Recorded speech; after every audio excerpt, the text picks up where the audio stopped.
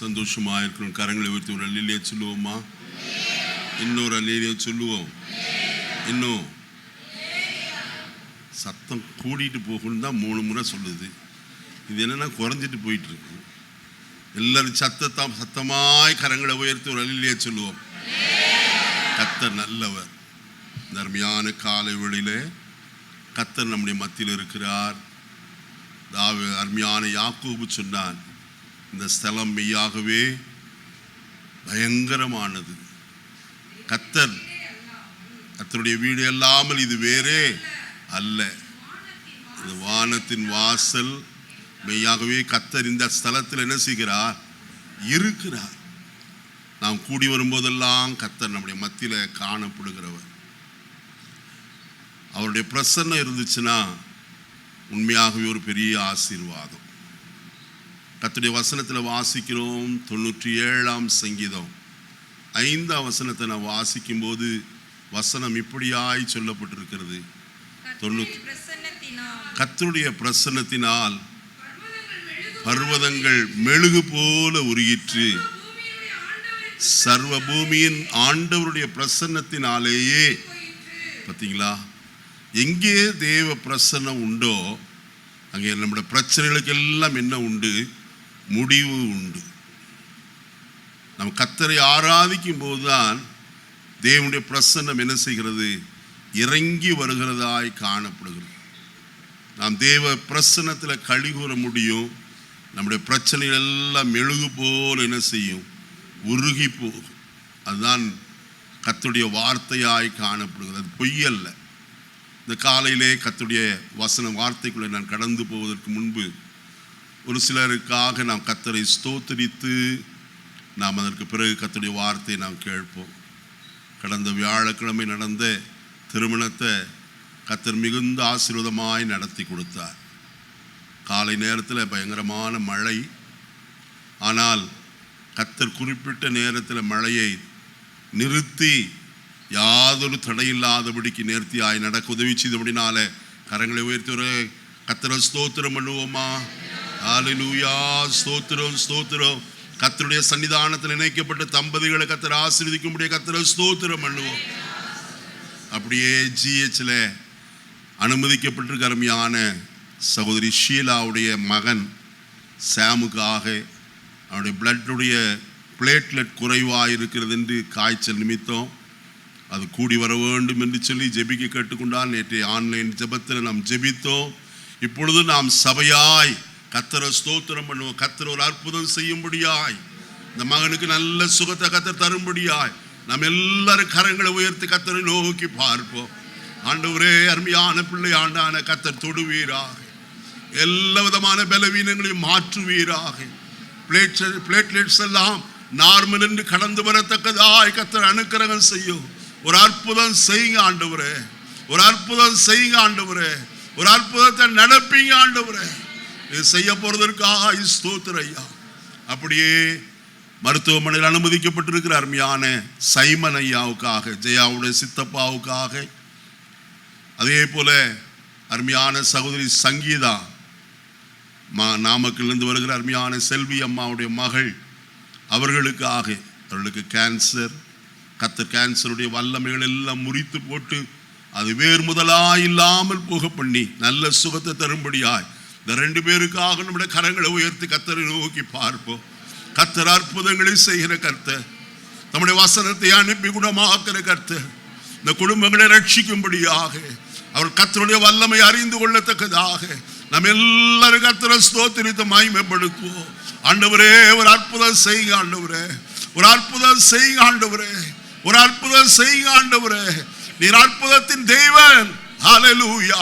எங்களுடைய ஜெபத்தை கேட்கிறவர், சபையார் ஜெபித்த போது பேதுருவை விடுதலையாக்கினவர், இன்றைக்கு இந்த அருமையான 2 பேரையும் விடுதலையாக்குவீராக. வியாதிகளை நீக்குவீராக, பரிபூர்ண சுகம் தருவீராக, உம்மை ஏற்றுக்கொள்ள உதவி செய்வீராக. இயேசுவின் நாமத்தில் பிதாவே. கர்த்தர் நல்லவர், அவரை துதியுங்கள், அவர் கிருபை என்றும் உள்ளது என்று எழுதப்பட்டிருக்கிறது. தொடர்ந்து இவர்களுக்காக ஜெபம் பண்ணுங்க. அதே போல நான் அதிகமாய் உங்களுக்கு அறிவுறுத்துகிற காரியம், வலியுறுத்தி சொல்கிற ஒரு காரியம், ஆன்லைன் ஜெபத்தில் வந்து பங்கு பெறுங்க. ஒரே ஒரு நாள், புதன்கிழமை சனிக்கிழமை 2 நாள் தான். அதுவும் 7 மணிலேருந்து 8 மணி வரைக்கும் தான். சரியாக ஷார்ப்பாய் தொடங்கி ஷார்ப்பாக என்ன செய்யும், முடிஞ்சிடும். 8 மணிக்கு டான்னு முடிச்சிருது. அதுக்கு மேலே ஒரு நிமிஷம் கூட ஈட்டுக்கிறது இல்லை. நான் ஏன் இதை சொல்கிறேன், இதில் கூடி வருகிறதுல நன்மை உண்டு.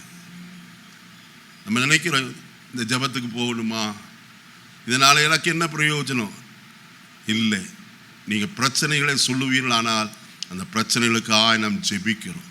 சிலர் அலட்சியமாக இருக்க வேண்டாம், கூடி வாருங்கள். அது பெரிய ஆசீர்வாதத்திற்கு அடையாளமாய் காணப்படும். வருகிற நாட்களில் நீங்கள் அநேகர் வருவீர்கள் என்று விசுவாசிக்கிறேன். நான் மறுபடியும் சொல்ல காரணம், நான் மற்ற இடைநாட்களில் கூடி வருகிறது இல்லை கர்த்தருடைய ஆலயத்திற்கு. ஆகையினால்தான் சாயங்கால நேரம் எல்லாரும் வேலைக்கு போய் திரும்பி வீட்டுக்கு வருவீர்கள். கொஞ்ச நேரம் தேவ சமூகத்தில் நாம் காணப்படுவோமானால் அது மிகுந்த ஆசீர்வாதம் செய்வீர்கள் என்று என்னோடு உடன்படுவீர்கள் என்று கர்த்தருக்குள்ளே நம்புகிறேன். கர்த்தருக்குள்ளே ஆசீர்வதிப்பாராக. இப்பொழுது கர்த்தருடைய வார்த்தைக்குள்ளே நாம் கடந்து போவோம். சங்கீதங்களின் புஸ்தகம் 34:11 வசனத்தை நாம் வாசிக்க கேட்போம். பிள்ளைகளே, வந்து எனக்கு செவி கொடுங்கள், கர்த்தருக்கு பயப்படுதலை உங்களுக்கு என்ன செய்வே, போதிப்பே. ஜெபிப்போமா? பரலோகத்தின் நல்ல பிதாவே, நல்ல வேளைக்காய் ஸ்தோத்திரம். இந்த காலவெளியில் எங்களோடு நீர் பேசும்படிக்கு நாங்கள் உம்மை தயவாய் வேண்டிக் கொள்கிறோம். வசனம் உம்முடையது, அடியேன் உம்முடையவன் ஆண்டவரே. கூடி வந்திருக்கிற பிள்ளைகள் எல்லாரும் உம்முடையவர்களாக இருக்கிறார்கள். லீதியாருடைய இருதயத்தை திறந்த பரிசுத்த ஆவியானவர் இந்த காலவெளியில் தம்முடைய பிள்ளைகளுடைய இருதயங்களை திறப்பீராக. வசனங்கள் அவர்களுக்குள்ளே கடந்து போய் நூறத்தனையாய் பலன் தரும்படியாய் நாங்கள் செபிக்கிறோம். வசனத்துக்கு விரோதமாய் எழும்புகிற சத்துருவின் போர் ஆயுதங்கள் இயேசு கிறிஸ்துவின் அதிகாரமுள்ள நாமத்தில் கட்டி கீழ்ப்படுத்துகிறேன். அடியேனை முற்றிலும் மறைத்து கொள்ளும். வலைதளத்தில் இணைந்திருக்கிறவர்களை கர்த்தர் ஆசீர்வதியும்.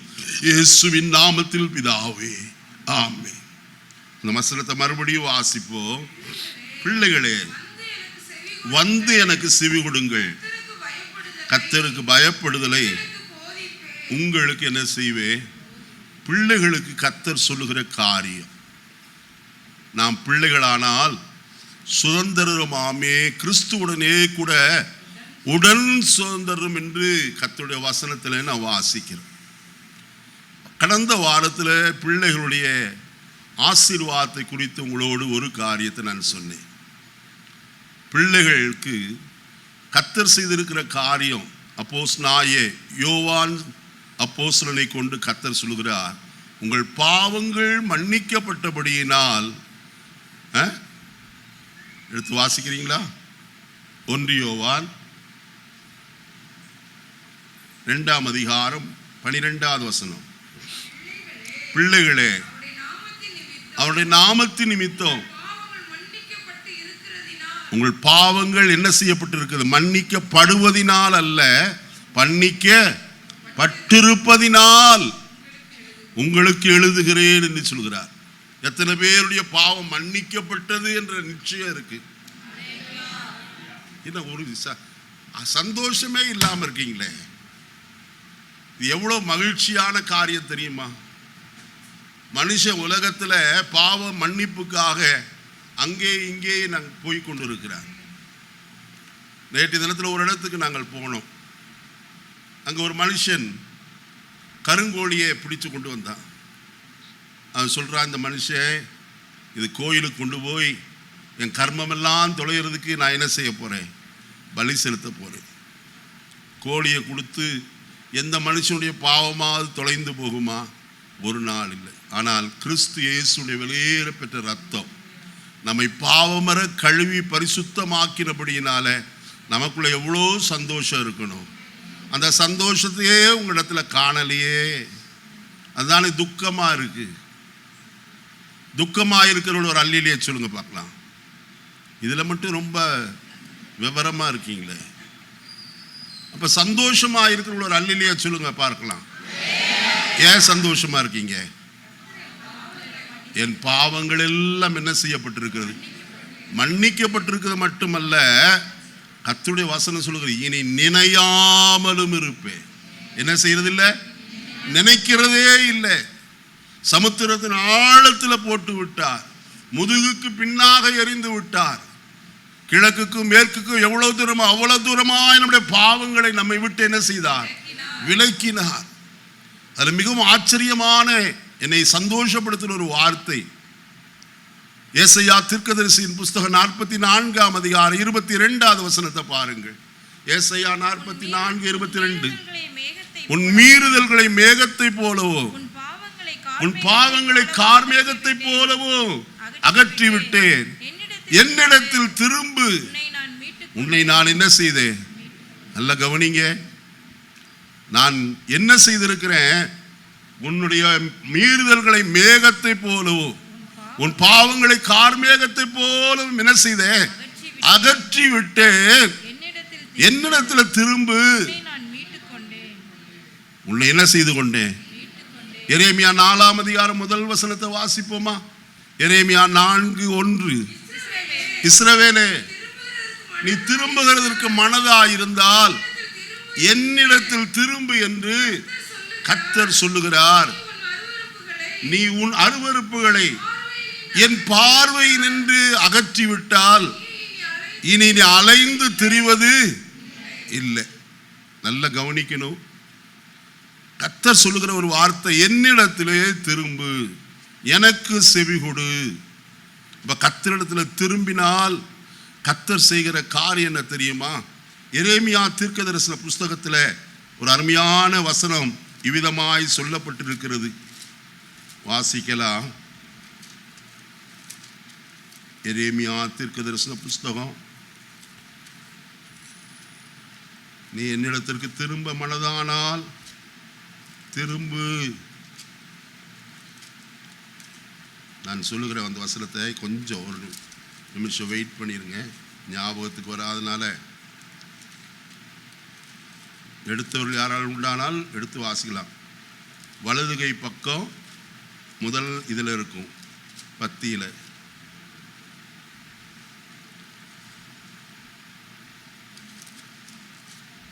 ஒருத்தரும் பைபிள் திறக்கிற மாதிரியே இல்லையே, ஏதோ திறந்து ஒரு பக்கத்தை தான் வச்சுட்டு நிற்க மாதிரி இருக்கு. ஒருத்தரும் கண்டுபிடிக்கலையா? கண்டுபிடிக்கிற பையனும் ஓடி போயிட்டான்.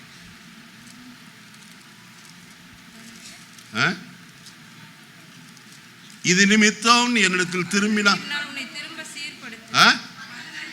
15-19 வாசிங்க.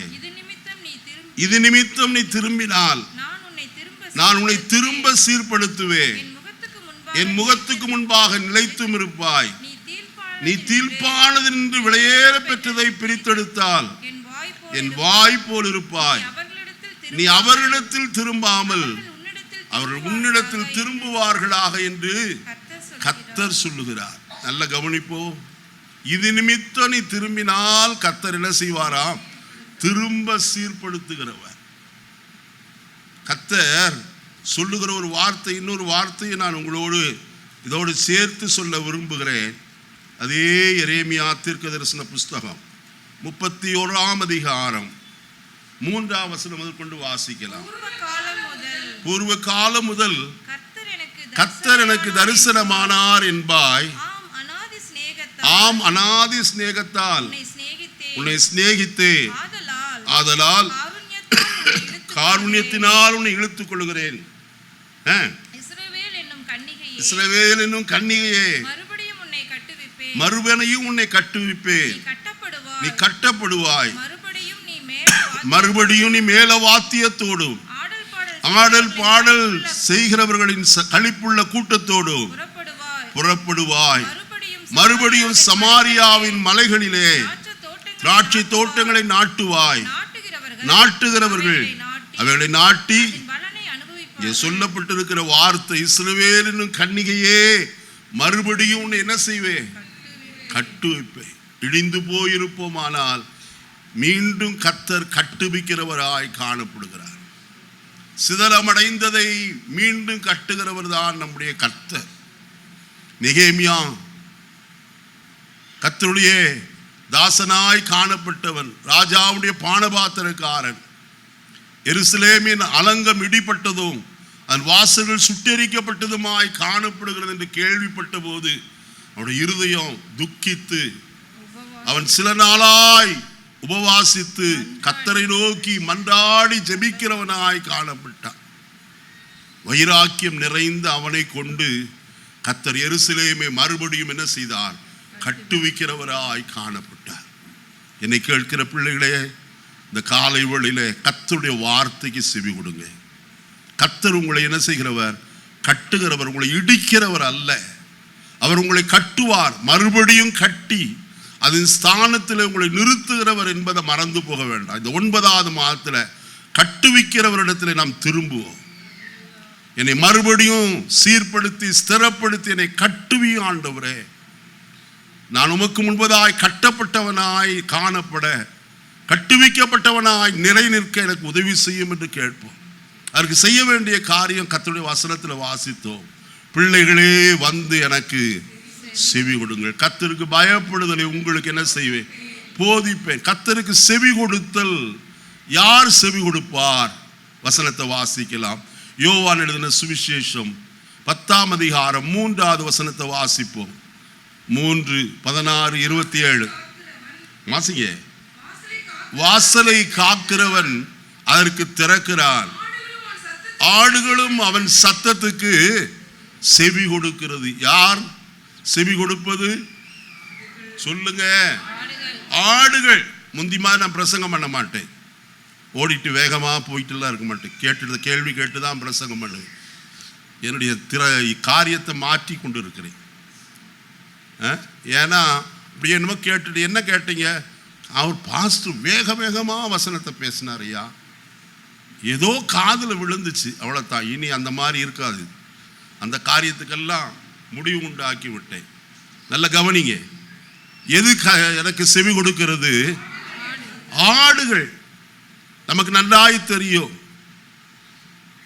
சங்கீதத்தில் என்ன வாசிக்கும் போது சங்கீதக்காரனாகிய தாவீது ஆடுகளை குறித்து சொல்லும் போது இவ்விதமாய் சொல்லுகிறான்.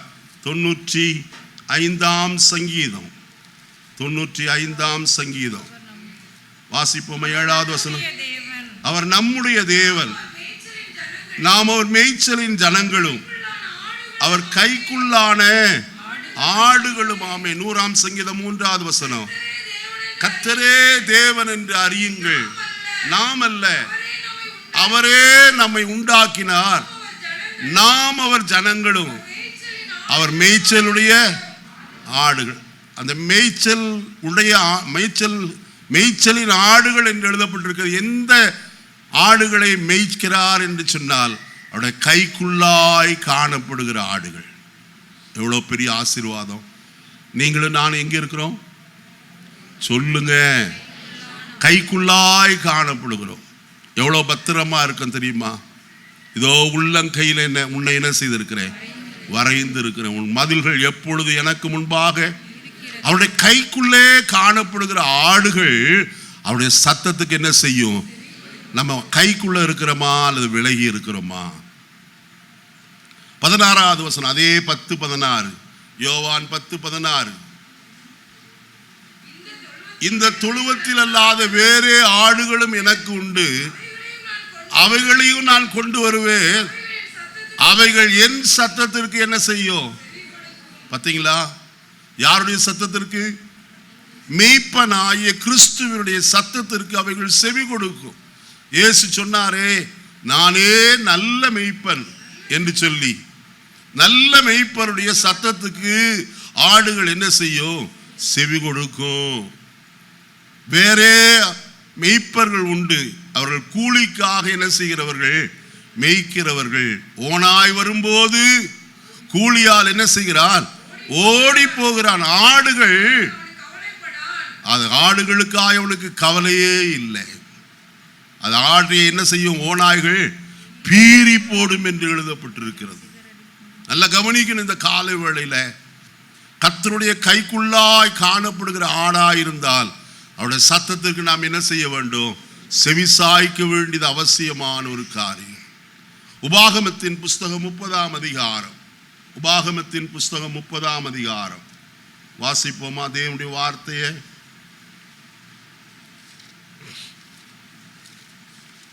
உபாகமம் 30 2வது வசனத்தை வாசிக்கலாம்.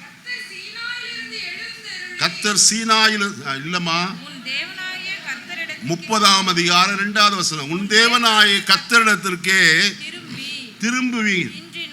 இன்று நான் உனக்கு கற்பிக்கிறபடி எல்லாம் நீ உன் பிள்ளைகளும் உன் முழு இருதயத்தோடும் முழு ஆத்துமாவோடும் அவருடைய சத்தத்திற்கு செவி கொடுத்தால், அடுத்த வசனம், உன் தேவனாய கர்த்தர் உன் சிறையிருப்பை திருப்பி உனக்கு இறங்கி உன் தேவனாய கர்த்தர் உன்னை சிதறடித்த எல்லா ஜனங்களிடத்திலிருந்தும் உன்னை திரும்ப சேர்த்துக் கொள்வார். உன்னுடையவர்கள் வானத்தின் கடையான திசை மட்டும் துரத்திருந்தாலும் உன் தேவனாய கர்த்தர் அங்கே இருக்கிற உன்னை அங்கே இருந்து உன்னை கொண்டு வந்து உன் பிதாக்கள் சுதந்திரித்த தேசத்தினை சுதந்திரிக்கும்படிக்கு உன் தேவனாய கர்த்தர் அதில் உன்னை சேர்த்து உனக்கு நன்மை செய்து உன் பிதாக்களை பார்க்கிலும் உன்னை என்ன செய்வார்? யாரை பார்க்கிலும்? எத்தனை பேருக்கு இது ஆசை? சில பேருக்கு ஆசையே இல்லை.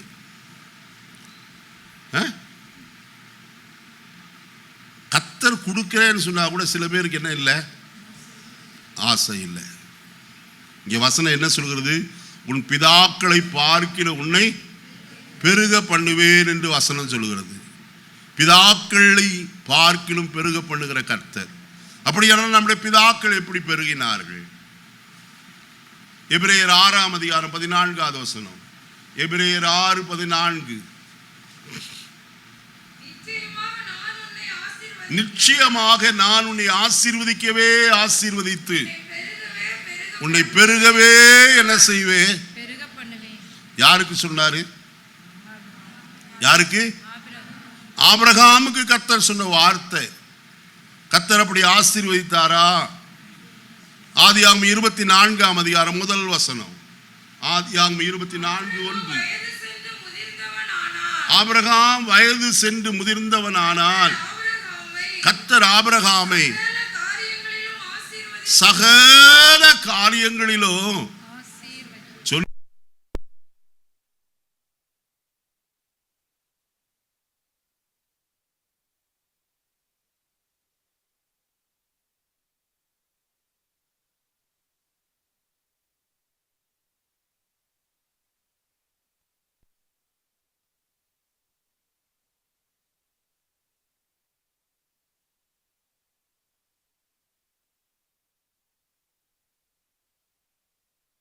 அங்க சவுண்டே இல்லப்பா.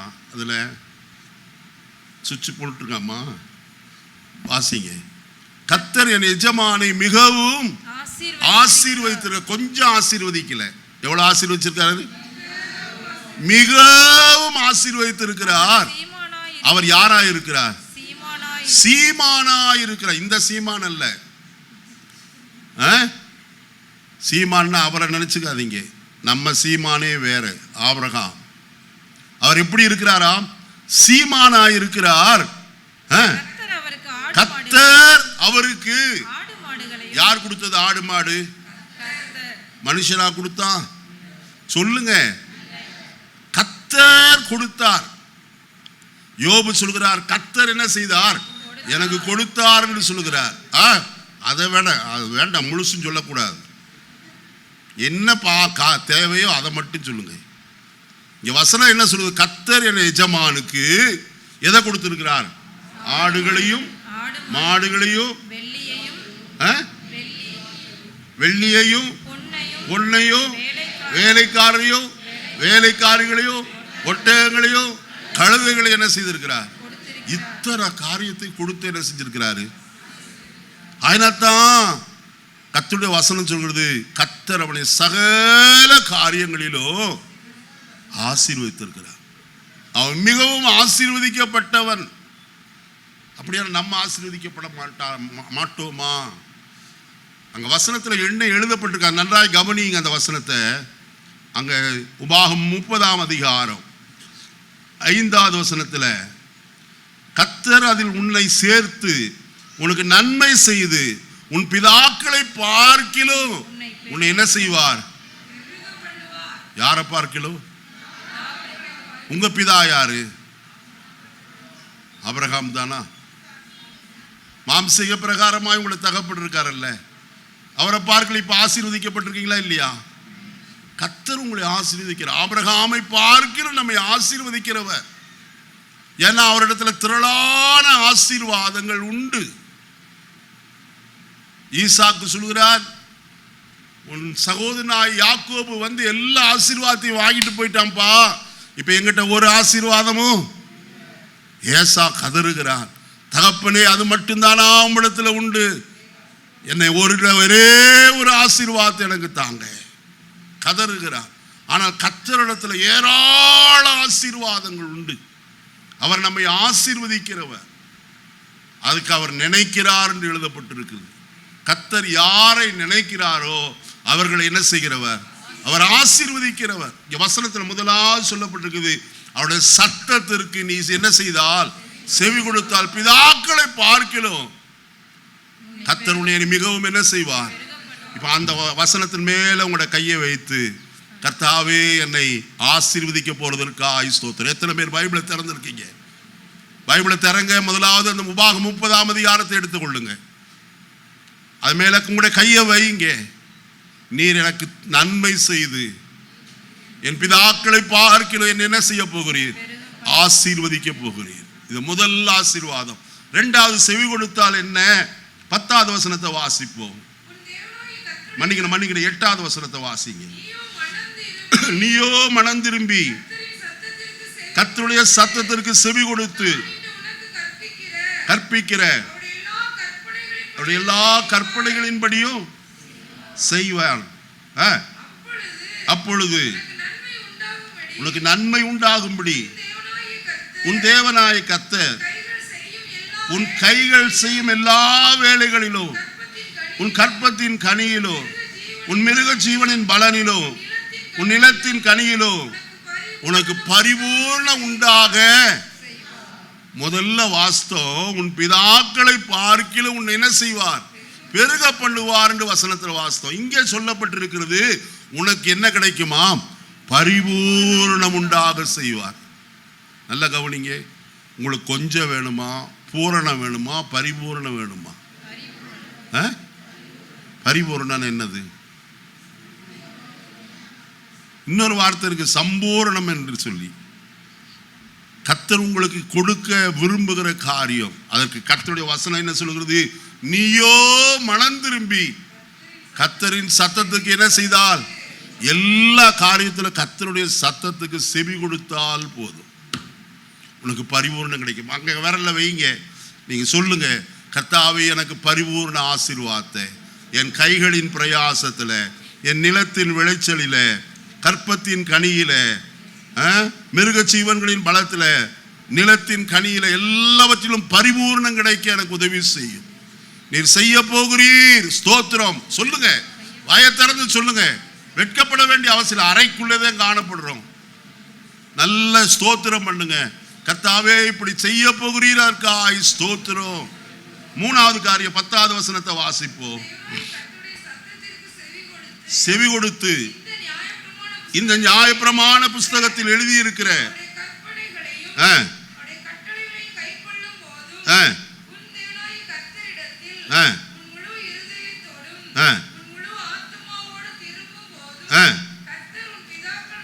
கர்த்தர் உன் பிதாக்கள் மேல் சந்தோஷமாய் இருந்தது போல உன்மேலும் நன்மை உண்டாக திரும்பவும்.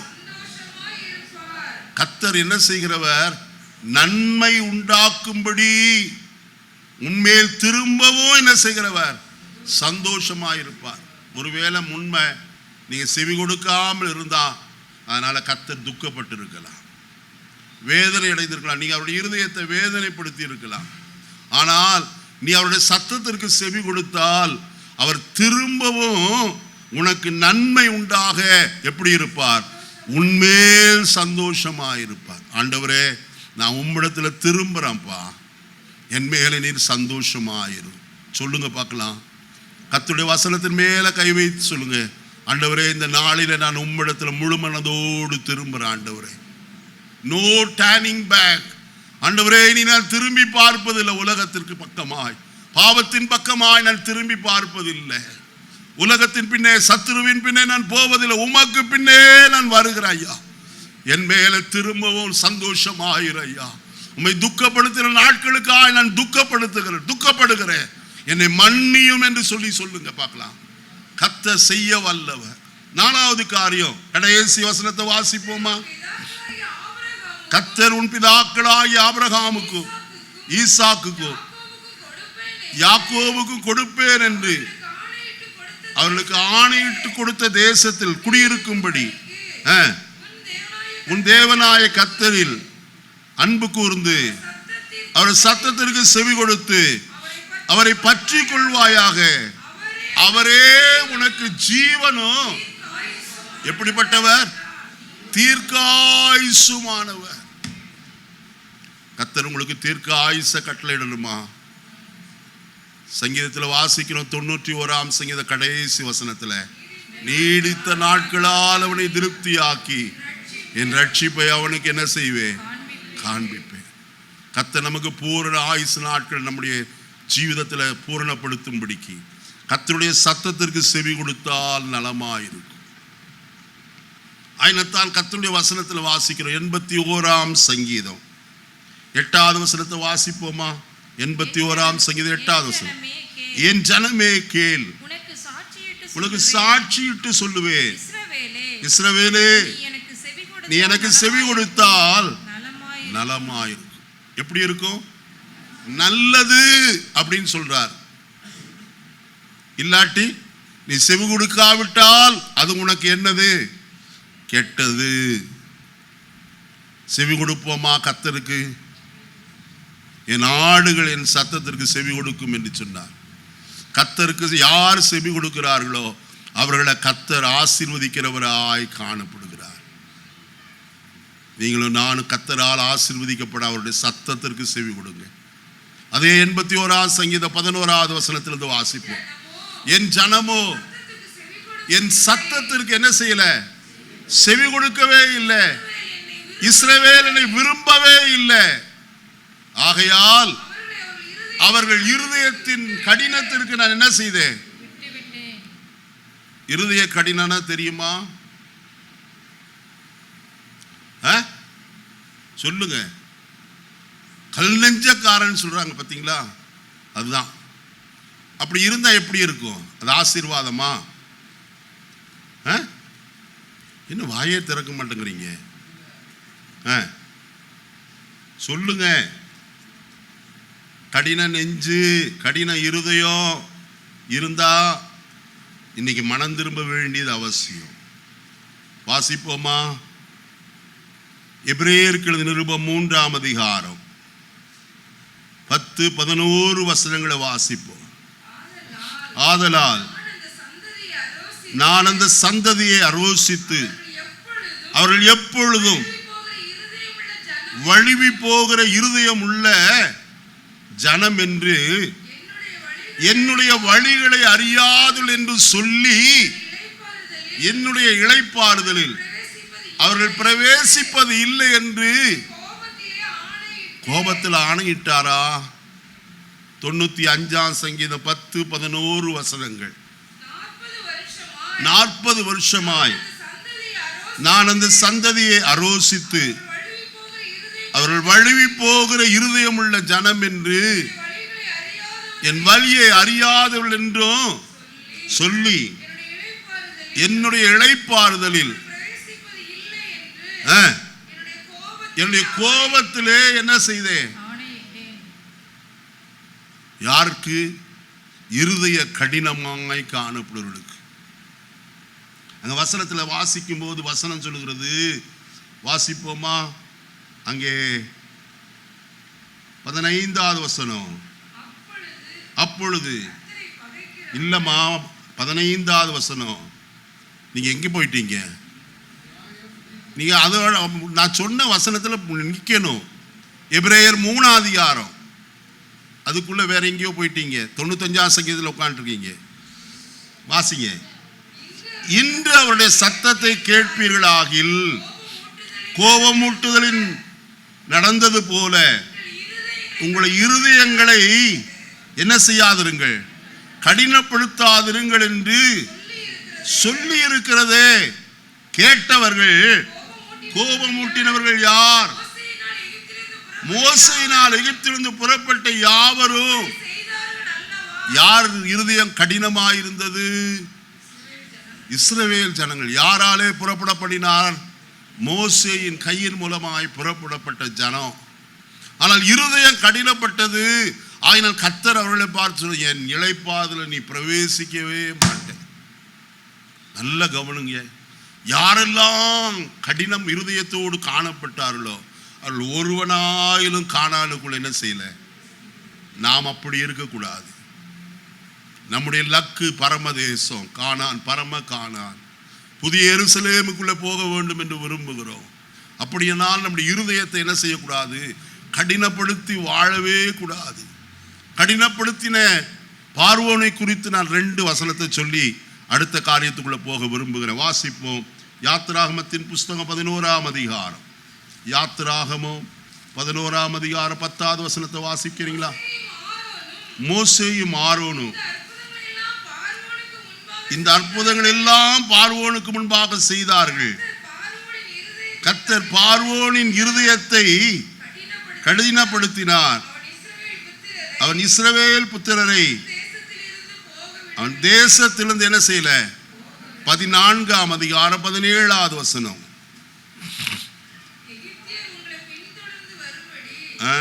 வாசிங்க. நல்லா சரிதான். ஏமா நான் அப்படி சொன்னா நீங்க உடனே நிறுத்திடுறதா? கடினப்படுத்தி பார்வோனாலும்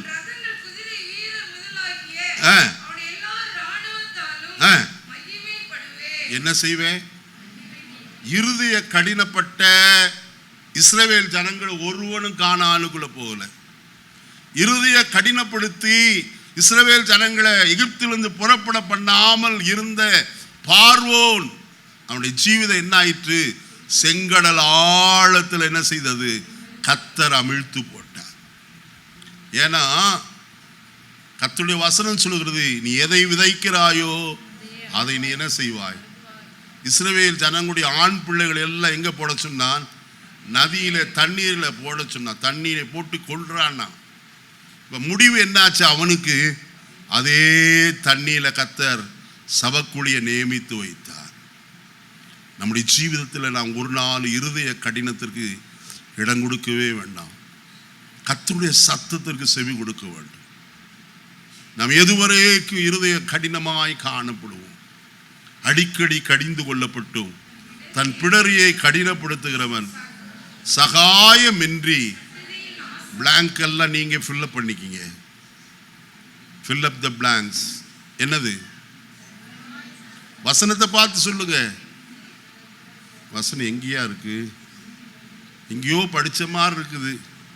நீதிமொழிகளின் புஸ்தகம் 28ஆம் அதிகாரம் 28 29 பாருங்க. நீதிமொழிகள் 29 முதல் 1. அடிக்கடி கடிந்து கொள்ளப்பட்டும் தன் பிடரியை கடினப்படுத்துகிறவன். பார்த்தீங்களா? நாம் நாசத்திற்கு ஏதுவானவர்களாய் போய்விடக்கூடாதே. கர்த்தர் கிருபையாய் நம்மை அழைக்கிறார். அவருடைய சத்தத்திற்கு நீ செவி கொடு என்று சொல்லி நான் வசனத்தில் வாசிப்போமானால் கர்த்தருடைய வசனம் சொல்லுது. 1 சாமுவேல் 6ஆம் அதிகாரம் 6வது வசனம். 1 சாமுவேல் 6:6. எகிப்தியரும் பார்வோனும் தங்கள் இருதயத்தை கடினப்படுத்துவது போல நீங்கள் உங்கள் இருதயத்தை கடினப்படுத்துவானேன். அவர்களை அவர் தீங்காய் வாதித்த பின்பு ஜனங்களை அவர்கள் அனுப்பிவிட்டதும் அவர்கள் போய்விட்டதும். நல்லா கவனிக்கணும். கர்த்தர் தம்முடைய வேலையை செய்துட்டார். ஜனத்தை விடுவித்து விட்டார். ஆனால் இருதய கடினமானவன் என்ன ஆனானாம்? கர்த்தருடைய வாதையை அனுபவிக்கிறவனாய் காணப்பட்டார். நம்முடைய ஜீவிதத்தில் இருதய கடினம் எவ்வளவு மோசம் தெரியுங்களா? நம்முடைய இருதயம் லகுவாக இருக்கணும். சதையை போன்ற ஒரு இருதயம் நமக்கு தேவை. நாம் ஒரு நாளும் நம்முடைய இருதயத்தை எந்த காரியத்திலும் கடினப்படுத்த வேண்டாம். கர்த்தருடைய வசனத்தை நாம் வாசிக்க கேட்போம். 1 சாமுவேல் 15ஆம் அதிகாரம் 22வது வசனத்தை வாசிப்போம். அதற்கு சாமுவேல், கர்த்தருடைய சத்தத்திற்கு கீழ்ப்படுகிறதை பார்க்கிலும் சர்வாங்க தகனங்களும் பலிகளும் கர்த்தருக்கு பிரியமாயிருக்குமோ? பலியை பார்க்கிலும் கீழ்ப்படிதலும் ஆட்டுக்கடாக்களை நினைத்தை பார்க்கிலும் எது உத்தமம்? கர்த்தருடைய சத்தத்திற்கு செவி கொடுப்பதுதான் உத்தமம். ஆடும் கோழியும் பலியிடுறதுல பார்க்கிலும் கர்த்தருடைய சத்தத்திற்கு செவி கொடுத்தால் அது நலமாய் காணப்படும். அதுதான் உத்தமம் என்று கர்த்தருடைய வேதம் சொல்லுகிறது. சரி, செவி கொடுத்தால் என்னையா நன்மை? இன்னொரு நன்மையை சொல்கிறேன். நீதிமொழிகளின் புஸ்தகம் 1ஆம் அதிகாரம் 33வது வசனம். எனக்கு செவி கொடுக்கிறவன் எவனோ அவன் விக்கினமின்றி வாசம் பண்ணி ஆபத்திற்கு பயப்படாமல் எப்படி இருப்பான்? ஆபத்தை குறித்து என்ன செய்ய மாட்டான்? பயமே இருக்காது. நம்ம கலங்க வேண்டியதில்லை. இந்த மாதம் 1ஆம் தேதி நான் சொன்ன வார்த்தை, கர்த்தருடைய வார்த்தை, உங்கள் இருதயம் என்ன செய்யாது இருப்பதாக. எத்தனை பேர் கேட்டீங்க? சும்மா சொல்லக்கூடாது கேட்டேன்ட்டு. ஆன்லைனில் வந்திருக்கணும், அது நேரடியாக வந்திருக்கணும். கர்த்தருடைய வசனம் இதுக்கு தான் நான் சொல்கிறேன், ஆன்லைனில் வாங்கன்னு. பாஸ் என்னமோ பேசி போகிறாரு, நமக்கு என்ன வந்துருச்சு? நம்ம ஜாலியாக கம்பளியை போட்டு என்ன செய்வோம்? தூங்குவோம். அவருக்கு என்ன தெரியும்? அவருக்கு அதுதான் பொழப்பு. 5 மணிக்கு உட்காந்து தோத்திரம் இருக்காரு. அவருக்கு வேறு வேலை இல்லை. இப்படி தான் நினைக்கிறீங்க. அதிகாலை ஆசீர்வாதத்தை மறந்து விட வேண்டாம். அதிகாலையில் தேவன் என்ன செய்கிறவர்? அதற்கு சகாயம் பண்ணுகிற கர்த்தர். நேற்று தினத்தில் நான் பேசினேன். அதிகாலையில் தேவன் அதற்கு என்ன செய்கிறவர்? உங்களுக்கு சகாயம் வேணும்னா அதிகாலையில் கர்த்தர் என்ன செய்யுங்க? அதிகாலையில் என்னை தேடுகிறவர்கள் என்னை கண்டடைவார் என்று சொன்னாரே. கர்த்தரை தேடுகிற சமயம் உண்டு. கர்த்தரை கண்டடையத்தக்க சமயத்தில் அவரை எல்லா நேரத்திலும் அல்ல, எல்லா நேரத்திலும் தேடலாம். ஆனால் பிரத்யேகமான ஒரு நேரம். என்ன நேரம்? அதிகாலை நேரம். ரொம்ப சைலண்டா குளிர்ச்சியான நேரம். அந்த நேரத்தில் கர்த்தருடைய சமூகத்தை தேடுவோமானால் கர்த்தர் நம்மோடு கூட என்ன செய்வார்? பேசுவாரே. என்ன பேசுவார்? ஏசாயா 50ஆம் அதிகாரம் 5வது வசனம். ஏசாயா 50:5. கர்த்தராகிய ஆண்டவர் என் செவியை திறந்தார், நான் எதிர்க்கவும் இல்லை, நான் பின்வாங்கவும் இல்லை. அடுத்தது, இளைப்படைந்தவனுக்கு சமயத்துக்கு ஏற்ற வார்த்தை சொல்லும்படி. 4வது வசனம். இளைப்படைந்தவனுக்கு சமயத்திற்கு ஏற்ற வார்த்தை சொல்ல நான் அறியும்படிக்கு கர்த்தராகிய ஆண்டவர் எனக்கு கல்விமானின் நாவை தந்தருளினார். காலைதோறும் என்ன செய்கிறார்? ஹல்லேலூயா. எத்தனை பேரை கர்த்தர் எழுப்பினதுக்கு நீங்க அறிந்திருக்கிறீங்க? அப்பா அம்மா போட்டு குலுக்கணும். ஏய் எந்திரி, இல்லாட்டி சூரிய வெளிச்சம் முகத்துல படணும். அப்பதான் மெதுவா பெட்ஷீட்டை விடிஞ்சிருச்சா? எத்தனை மணிக்கு? 11 மணிக்கு. நல்லா கவனிங்க. அதிகாலையில் கர்த்தரை தேடுங்க, அது உங்களுக்கு ஆசீர்வாதம். அதிகாலையில் இருட்டோடே கல்லறை தோட்டத்திற்கு போனாங்க. அந்த ஸ்திரீகளுக்கு பயம் இல்லை. போன இடத்துல அவள் அழுது கொண்டிருந்தாள். காரணம் என்ன? கல் திறக்கப்பட்டிருக்கிறது, இயேசுவை காணவில்லை. தூதர்கள் சொல்லுகிறார்கள், அவர் இங்கே இல்லை, அவர் வைத்த இடம் போய் பாருங்கள் என்று சொல்லி போய் பார்த்து வந்தா ஒருத்தர் இல்லை. இயேசுநாதர்கிட்ட ஒரு பெரிய ஒரு டிசிப்ளின் இருக்கு. நம்ம கிட்ட அந்த டிசிப்ளினே இல்லை. என்ன டிசிப்ளின் தெரியுமா? வசனத்தை வாசிப்போமா? லூக்கா எழுதின சுவிசேஷம் 24ஆம் அதிகாரம்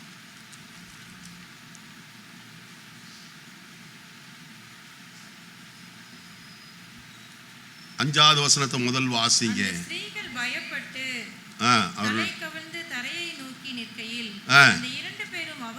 அந்த 2 பேரும் அவர்களை நோக்கி உயிரோடு இருக்கிறவரை நீங்கள் மரித்தோரிடத்தில் தேடுகிறது என்ன இப்படி சொல்லிட்டாங்களா? 20ஆம் அதிகாரம் யோவான் எழுதின சுவிசேஷம் வாசிப்போம். 6வது வசனத்திலிருந்து வாசிங்க. 5லிருந்தே வாசிங்கம்மா. 5லிருந்து.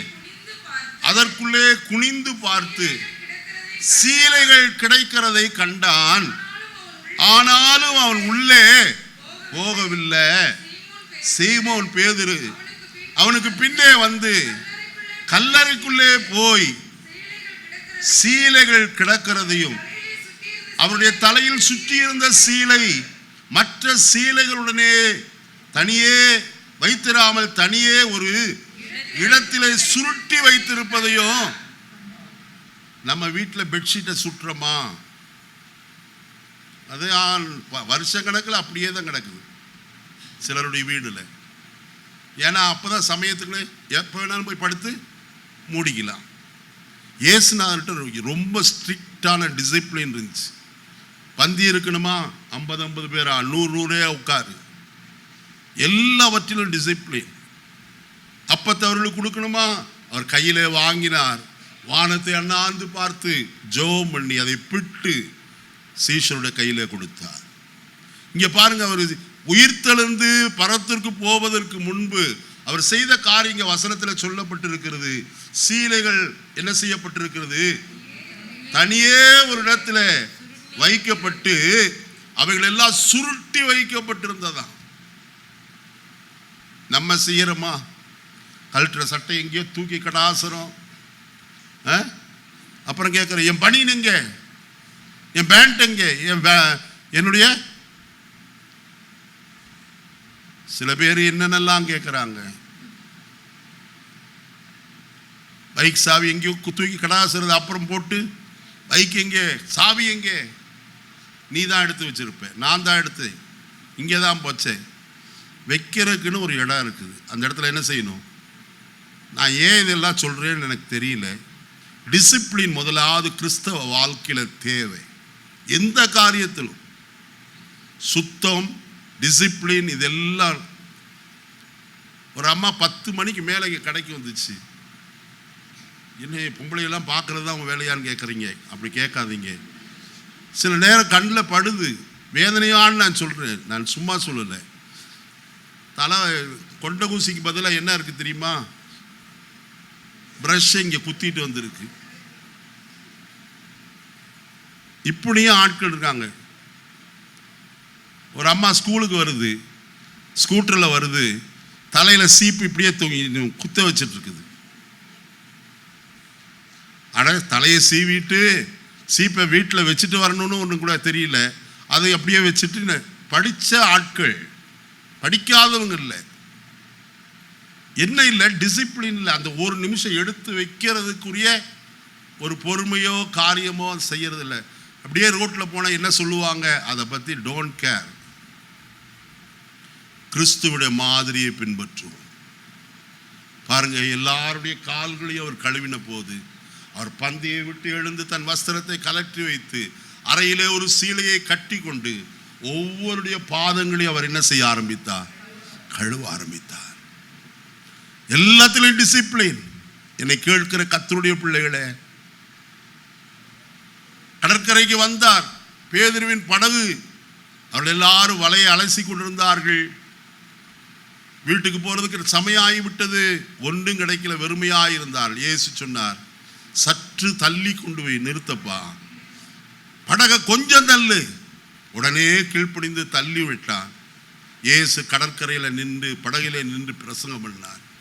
அவனை சும்மா விட்டாரா? இவ்வளோ கீழ்ப்படிதல் உள்ள இந்த பேதுருவை நான் சும்மா விடக்கூடாதுன்னு கர்த்தர் ஆழத்தில் போய் மீன் பிடினார். மீன் பிடிச்சா நிறையா கிடைச்சிது, தெரியும், அதை நான் சொல்லலை. இந்த காலையில் என்னை கேட்கிற கர்த்தருடைய பிள்ளைகள், அதிகாலையில் தேடினால்தான் உங்களுக்கு ஆசீர்வாதம். அந்த இளைப்படைந்தவனுக்கு சமயத்துக்கு ஏற்ற வார்த்தை சொல்லும்படி தேவன் எனக்கு கல்விமானின் நாவை தந்தருளினார். காலைதோறும் அவர் என்ன செய்கிறார்? நீ எழுப்புனா எந்திரிக்கணும், இல்ல உனக்கு சூடு வைப்பார். கரண்டியில் அல்ல, வேற சூடு வைப்பார். அப்ப நீ எந்திரிப்பேன். நல்லா கவனிக்கணும். நித்திரை வராத ராத்திரிகள் உங்களுடைய வாழ்க்கையில வராதபடிக்கு ஒவ்வொரு நாள் அதிகாலை வேளையில எழும்புங்க, கர்த்தரை தேடுங்க. ஒரு 10 நிமிஷம் முதலாவது ஆரம்பிக்க பாருங்க. 10 நிமிஷம் கர்த்தரை தேடுங்க, ஸ்தோத்திரம் நல்லா பண்ணுங்க. ஆண்டவரே, நான் எழுந்திருச்சுன்னா முதல் வேலை என்ன செய்வேன்? ராத்திரி இப்பெல்லாம் எனக்கு தூக்கம் அதிகம் இல்லை, 1:30 மணிக்கோ 2 மணிக்கோ எந்திரிச்சிருவேன்.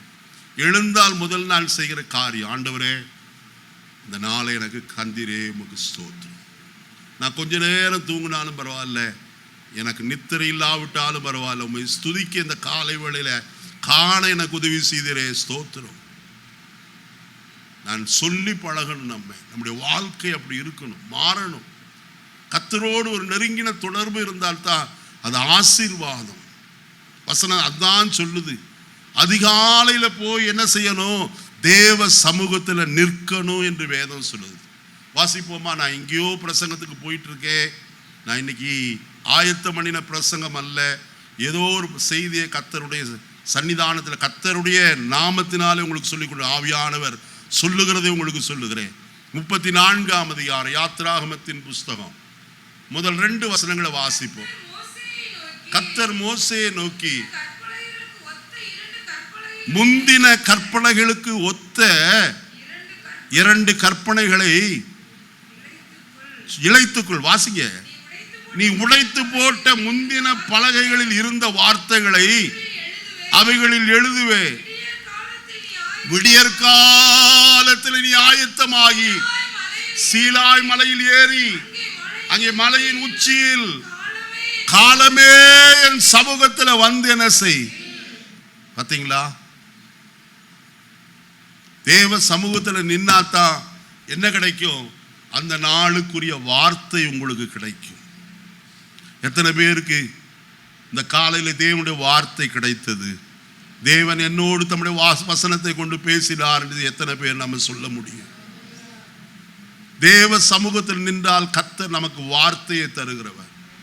அந்த வார்த்தையை நாம் அந்த நாள் முழுவதும் அறிக்கை செய்தால் அது நமக்கு மிகுந்த பலனுள்ளதாய் காணப்படும். இன்னும் அதிகாலையின் ஆசீர்வாதத்தை உன்னை சொல்ல விரும்புகிறேன். வாசிப்போம். ஞாபகத்திற்கு வருகிறபடினால் யாத்திராகமத்தின் புஸ்தகம் 16ஆம் அதிகாரம் 7வது வசனத்தை வாசிப்போம். விடியற் காலத்தில் கர்த்தருடைய மகிமையும். என்ன கதை? விடியற் காலத்தில் என்ன உண்டு? கர்த்தருடைய மகிமையை நீங்க பார்க்க முடியும். அதிகாலை வேளையில இரவு நேரம் சென்று ஒரு பகற்காலம் வருகிறது.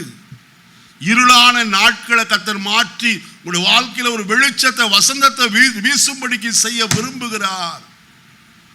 யாக்கோபுடைய வாழ்க்கையில ஆதியாகமத்தின் புஸ்தகம் 28ஆம் அதிகாரம் 11வது வசனத்தில் வாசிக்கும் போது ஒரு இடத்திலே வந்து சூரியன் அஸ்தமித்தபடியினால் அங்கே என்ன செய்தான்? ராத்தங்கினான் என்று வேதம் சொல்கிறது. ஏன் ராத்தங்கினான்? சூரியன் என்ன செய்தது? அஸ்தமித்து போயிற்று.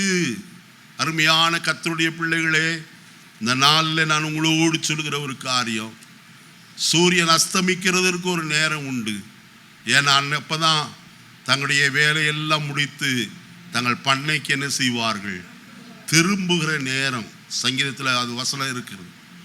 வசனத்தை வாசிருமா? இது அப்படியே வைத்திருப்போம், அந்த வசனத்தை வாசிக்கலாம். சங்கீதம் 106:22 வாசி. 106ஆம் சங்கீதம் 22வது வசனம் 104:22. அப்பொழுது மனுஷன் சாயங்காலம் மட்டும் தன் வேலைக்கும் தன் பண்ணைக்கும் என்ன செய்கிறான்? புறப்படுகிறான். எது மட்டும்? சாயங்காலம் மட்டும். ராத்திரி யாருக்கு? மிருகங்களுக்கு. நல்லா கவனிக்கணும். 4 காலங்கள் கர்த்தருடைய வேதத்திலே சொல்லப்பட்டிருக்கிறது. அந்த காலங்களை குறித்து நாம் வசனத்தில் பார்ப்போமானால் நேரம் கடந்து போயிடும். நான் அதை இப்பொழுது சொல்ல விரும்பவில்லை. அப்போ பகற்காலம் யாருக்கு கொடுக்கப்பட்டது? மனுஷனுக்கு கொடுக்கப்பட்டது. அவன் தன்னை பண்ணைக்கு புறப்பட்டு போய் தன் வேலையெல்லாம் செய்கிறான். ராக்காலம் மிருகங்களுக்கு அது இறை தேடுகிற ஒரு நேரம். அருமையானே, சூரியன் உதிக்கையில் அவைகள் போய் என்ன செய்யுமா? ஒதுங்கி கொள்ளும் என்று வேதம் சொல்லுகிறது. பாத்தீங்களா? அப்ப பகற்காலம் யாக்கோபுடைய வாழ்க்கையில ஒரு இருளான நாட்கள் வந்தது. சூரியன் அஸ்தமித்தது. அப்படியே சூரியன் அஸ்தமித்த நாட்களோடவே இருந்து விட்டதா? வாசிப்போமா? ஆதியாகமத்தின் புஸ்தகம் 32ஆம் அதிகாரம். ஆதியாகமத்தின் புஸ்தகம் 32ஆம் அதிகாரம் வாசிப்போம். 31வது வசனம்.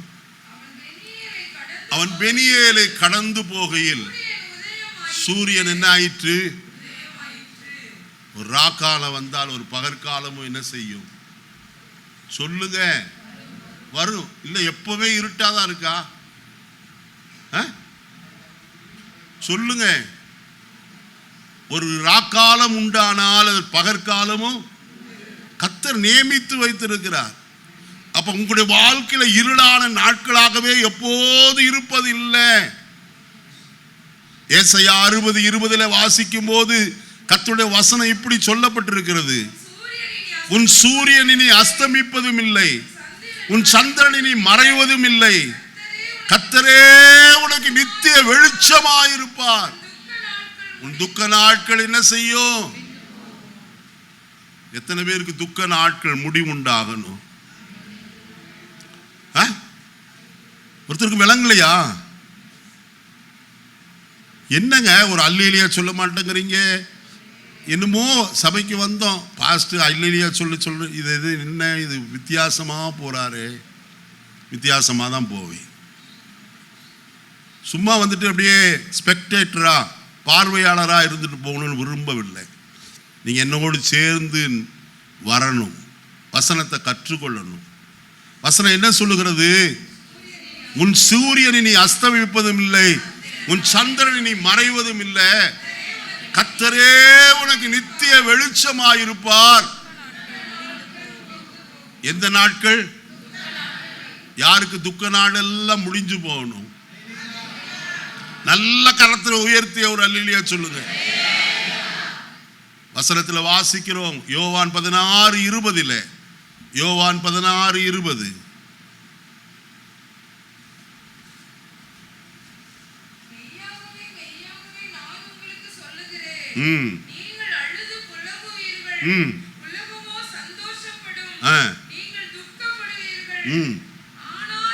ஆனாலும் உங்கள் துக்கம், எத்தனை பேருடைய துக்கம் சந்தோஷமாய் மாறணும்.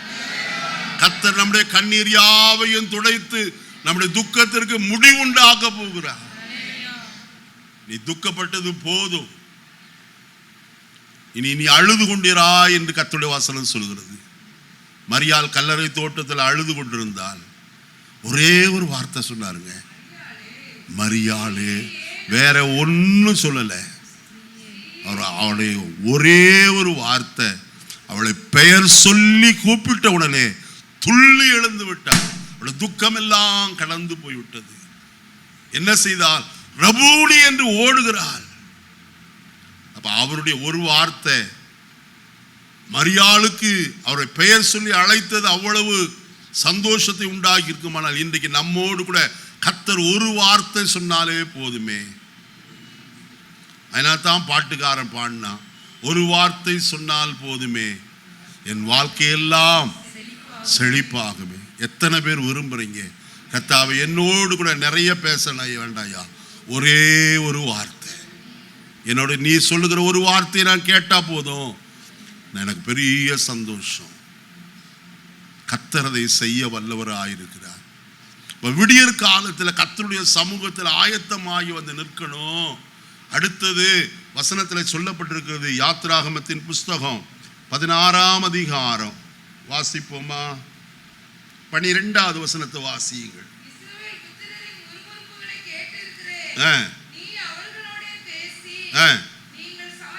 நீங்கள் சாயங்காலத்தில் இறைச்சியை புசித்து விடியற் காலத்தில் அப்பத்தால் என்ன செய்து? எதனாலே? எப்ப அப்பம் கிடைக்கும்? விடியற் காலத்தில் அப்பம் கிடைக்கும். ஆவிக்குரிய அப்பமும் கிடைக்கும், சரீரத்துக்கு வேண்டிய அப்பமும் கர்த்தர் என்ன செய்வார்? கொடுப்பார். அது படுத்து தூங்கிட்டு இருந்தா கிடைக்காது. சோம்பர் கையால் வேலை செய்கிறவன் ஒன்றையோ பெற்றுக்கொள்ள மாட்டான். சோம்பலாக இருக்கிறது இல்லை. அதனால்தான் சாலமோன் ஞானி சொன்னான், சோம்பேறியே நீ எவ்வளவு நேரம் தூங்கி கொண்டிருப்பாய், எவ்வளவு நேரம் கை மடக்கி இன்னும் கொஞ்சம் உறங்கட்டும், இன்னும் கொஞ்சம் தூங்கட்டும் என்று சொல்லுவாயோ என்று எழுதப்பட்டிருக்கிறது. நீ எங்க போகணும் தெரியுமா?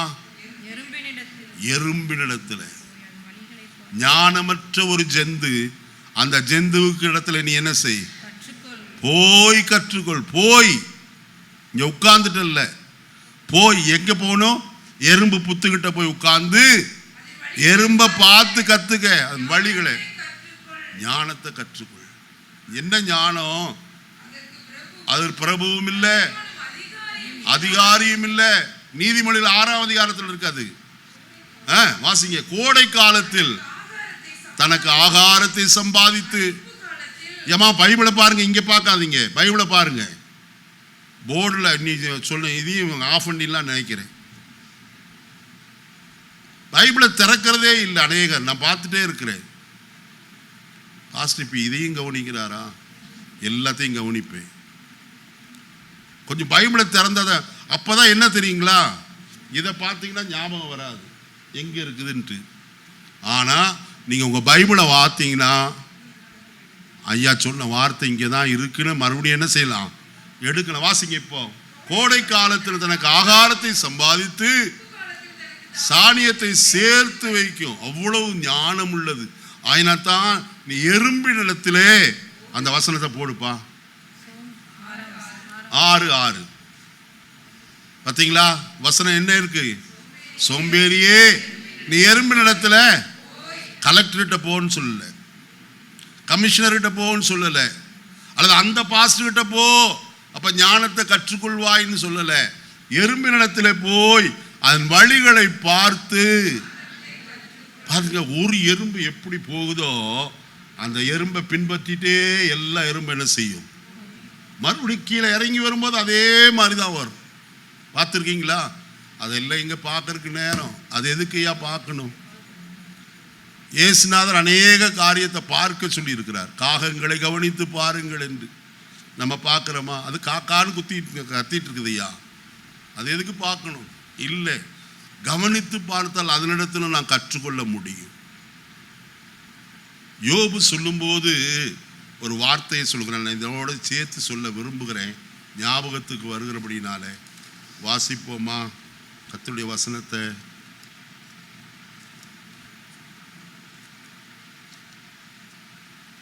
யோபு 12ஆம் அதிகாரம்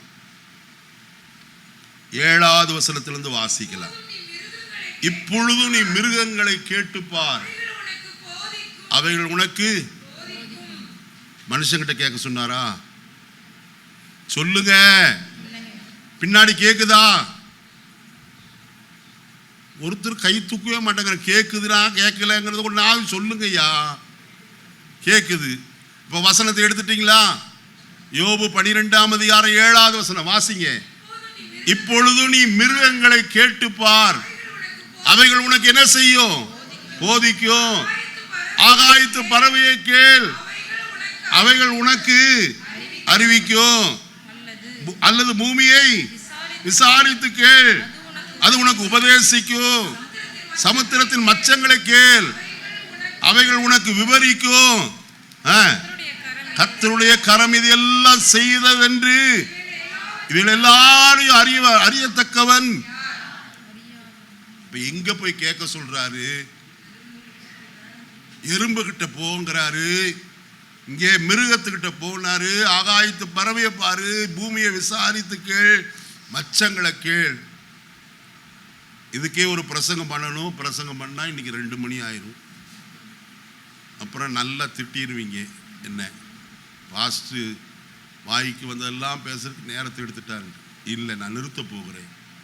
விடியற் காலத்தில் என்ன கிடைக்கும்? ஆகாரம் கிடைக்கும்.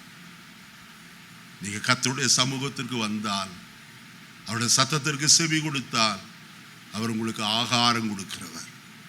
அதுவும் எப்படி செய்கிறாராம்? 132ஆம் சங்கீதத்தினுடைய 132ஆம் சங்கீதத்தில் கர்த்தருடைய வசனம் சொல்லுகிறது இவ்விதமாக. வாசிப்போமா? 132ஆம் சங்கீதம் 15வது வசனம். அதன் ஆகாரத்தை நான் என்ன செய்வேன்? அப்படியே பிடிச்சுங்க. ஆகாரத்தை கர்த்தர் என்ன செய்கிறவர்? ஆசீர்வதிக்கிறவர். ஆகாரம் ஆசீர்வதிக்கப்படுமா? ஆசீர்வதிக்கப்பட்டால் என்ன ஆகும்? என்னமோ ஆகுது, ஆயிட்டு போகுது. வாசிங்க 23ஆம் அதிகாரம் யாத்திராகமத்தின் புஸ்தகம் 25வது வசனம். கர்த்தர் ஆசீர்வதித்தா என்ன இருக்கும்? உன் தேவனாகிய கர்த்தரையே சேவிக்க கடவீர்கள். அவர் உன் அப்பத்தையும் உன் தண்ணீரையும் ஆசீர்வதிப்பார். வியாதியை உன்னிலிருந்து கர்த்தர் எதையெல்லாம் ஆசீர்வதிப்பேன்னு சொல்றாரு? அப்பத்தையும் தண்ணீரையும் ஆசீர்வதிக்காது. ரெண்டையும் ஆசீர்வதிச்சா வியாதி உன்னிடத்திலிருந்து விலகி போகும். ஏன்? சாப்பிட்றதுனால தான், சாப்பாடு அதிகமாக சாப்பிட்றதுனால தான் என்ன வருகிறது? வியாதி வருகிறது.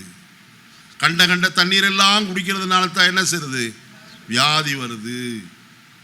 அப்போ கர்த்தர் ரெண்டையும் என்ன செய்கிறார்? நீங்கள் பிளேட்டில் சோறை போட்டு வச்சீங்கன்னா முதல்ல என்ன செய்யுங்க? சாம்பாரை ஊற்றி ஒரு குழப்பி அப்படியே நல்லா இருக்கு அம்மா, சாம்பார் ரொம்ப டேஸ்ட்டு, அப்படி தானே? முதல்ல கர்த்தருக்கு நன்றி சொல்லணும். ஏன் தெரியுமா? அவர் பூமியை விசாரித்து அதற்கு நீர் பாய்ச்சி அதில் விளையும்படிக்கு கர்த்தர் செய்கிறவர். அப்போ கர்த்தர் செய்கிற எல்லா நன்மைக்கும் முதல்ல கர்த்தர் எனக்கு என்ன செய்யணும்? நன்றி சொல்லணும்.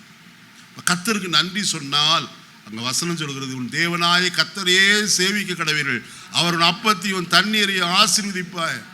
வியாதியை உன்னிலிருந்து. பார்த்தீங்களா? அதன் ஆகாரத்தை என்ன செய்வேன்? இப்போ வாசிங்க அங்க 132ஆம் சங்கீதம். அதன் ஆகாரத்தை ஆசீர்வதித்து வருவேன். அதன் ஏழைகளில் அப்பத்தினால் என்ன செய்வேன்? திருப்தி ஆக்குறாராம். என்ன செய்தார்? இன்னைக்கு காலையில் ஒரு சங்கீதம் வாசித்தீங்க, அதிலே இதே வசனம் வருது.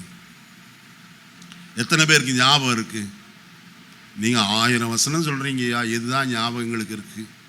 அப்படியா? 81ஆம் சங்கீதம் வாசித்தீங்களா?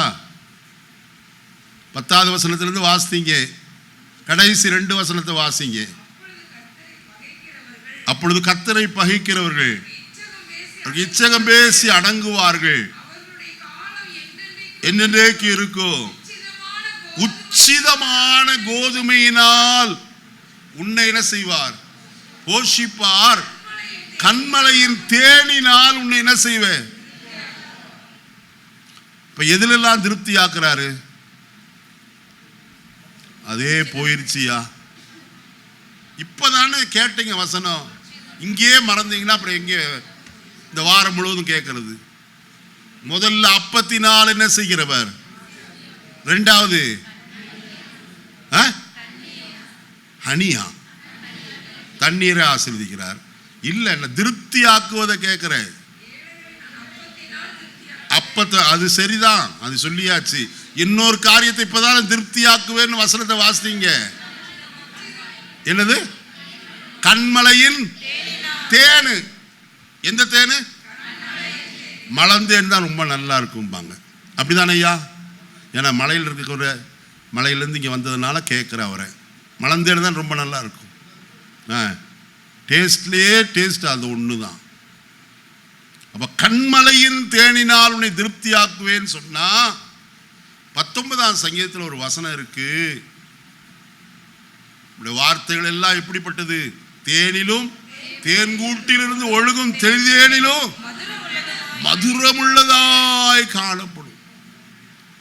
தேனை கண்டாயானால், கண்டுபிடித்தாயானால் மட்டாய் சாப்பிடும். அப்படியே பாட்டில் எடுத்து ஊற்றிடக்கூடாது, தண்ணி பாட்டில் மாதிரி, அவ்வளோதான். கொஞ்சமாக சாப்பிடணும். சில பேர் யாரோ சொல்கிறாங்கன்னு சொல்லி தேனை வாங்கிட்டு வந்து அதுக்குள்ளே போய் பேரிச்சம்பழம் எல்லாம் ஊற வச்சு டெய்லி 2 சாப்பிட்டா என்ன ஆகலாம்? இப்படி ஆகலாம். அப்படி ஆகிறதுக்கு பதிலாக இப்படி ஆகிட்டாங்க, குச்சியாக போயிட்டாங்க. நான் உண்மையை சொல்கிறேன், கர்த்தருடைய சமூகத்தை நின்று சொல்கிறேன். வேண்டாத காரியத்தை செய்யக்கூடாது. தேன் சாப்பிடணுமா, கொஞ்சத்தை ஊற்றி சாப்பிட்டா நல்லது, ஒரு ஸ்பூனில் ஊற்றி. நான் ஏன் சொல்கிறேன்? கர்த்தர் திருப்தி ஆக்குறவர். எதினாலே? வசனமாகிய தேனினாலே உங்களை திருப்தி ஆக்குற கர்த்தர். நான் வார்த்தை நிறுத்த போகிறேன். இப்படிதான் சொல்லிட்டே இருக்கீங்கயா, எப்பதான் நிறுத்துவீங்க? நிறுத்திடுவேன். இப்போ கர்த்தர் ஆகாரத்தை ஆசீர்வதிக்கிறார். அப்போ விடியற் காலை வேளையிலே கிடைக்கும். விடியற் காலத்தில் கர்த்தரை தேடுங்க, கர்த்தருடைய ஆசீர்வாதம் உங்களுக்கும் எனக்கும் சம்பூர்ணமாய் கிடைக்கும். நம்ம எல்லாரும் எழுந்து நிற்போமா? கர்த்தரை நோக்கி பார்ப்போம். பிள்ளைகளே, வந்து எனக்கு செவி கொடுங்கள். கர்த்தருக்கு பயப்படுதலை உங்களுக்கு போதிப்பேன். கர்த்தர் ஒரு நல்ல போதகர் ஐயா.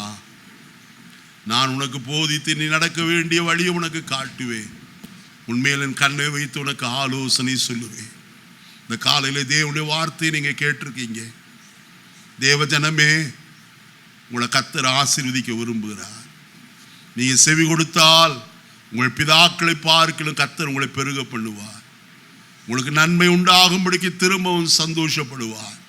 உன் ஆயுசு நாட்களை பூரணப்படுத்துவார். தீர்க்க ஆயுசை கட்டளிடுவார். செவி கொடுக்கிற ஜனம் இருதயத்தை கடினப்படுத்த வேண்டாம். கடினப்படுத்தி வாழ்ந்தவன் ஒருவனும் இல்லை. பார்வோன் கடினப்படுத்தி கடலாழத்தில் அமிழ்த்தப்பட்டு போனார். நம்முடைய இருதயத்தை கடினப்படுத்த வேண்டாம். கர்த்தரடைக்கு திரும்புவோம். இது நிமித்தம் நீ திரும்பினால் திரும்ப உன்னை சீர்படுத்துவேன். திரும்ப என் வாய் போலும் இருப்பாய். கர்த்தர் உன்னை தம்முடைய வாயாய் உபயோகப்படுத்த விரும்புகிறாரே. உன் வாயிலிருந்து அவருடைய வார்த்தைகள் புறப்பட்டு அநேகரை சந்தோஷப்படுத்த, ஆறுதல் படுத்த கர்த்தர் வார்த்தைகளை தருகிறவராயிருக்கிறார். விடியற் காலை வேளையில கர்த்தரை தேடுவோமா? இன்றைக்கு ஒரு தீர்மானம் செய்வோம். ஆண்டவரே, அதிகாலையில் உம்மை தேடுவேன். ஆண்டவரே, விடியற் காலையிலே உங்களுடைய சன்னிதானத்தில் வந்து நிற்பேன். விடியற் காலத்தில் அப்பத்தினால் திருப்தி ஆக்குற கர்த்தர். விடியற் காலத்திலே கர்த்தரை கண்டடைய முடியும் என்று கர்த்தருடைய வசனம் சொல்கிறது. விடியற் கால வேளையிலே தேவனுடைய மகிமையை காண்பாய். நீ விடியற் காலையில கர்த்தரை தேடுவாயானால், மரியாளிடத்திலே சொன்ன ஒரு வார்த்தை வசன விதமாய் சொல்லுகிறது, நீ விசுவாசித்தால் தேவனுடைய மகிமையை காண்பாய். விசுவாசிக்கிறவனுக்கு எல்லாம் கூடும்.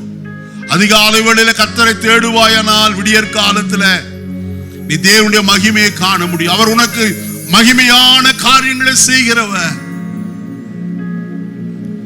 லூக்காலே வசனம் சொல்லுகிறது, வல்லமையுடையவர் மகிமையானவைகளை எனக்கு செய்தார் என்று பாடல் பாடினார். இன்றைக்கு உங்களை பாடல் பாடும்படிக்கு கர்த்தர் செய்கிறவர்.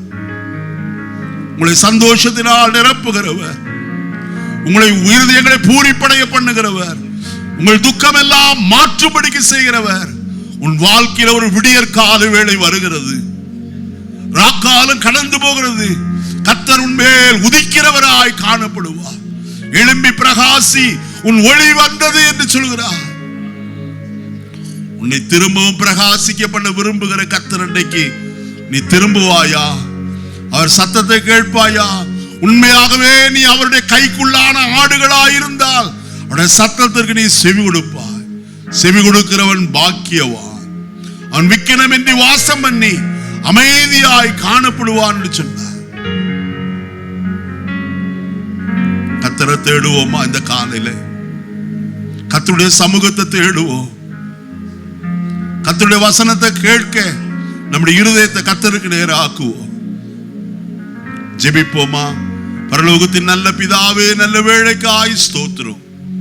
இந்த காலை வேளையிலே உம்முடைய பரிசுத்த சன்னிதானத்தில் ஒருமித்து கூடி உம்முடைய நாமத்தை தொழுது கொள்ளும் ஸ்லாக்கியத்தை எளியவர்களாய் எங்களுக்கு தந்தீரே, அதற்காய் ஸ்தோத்திரம்.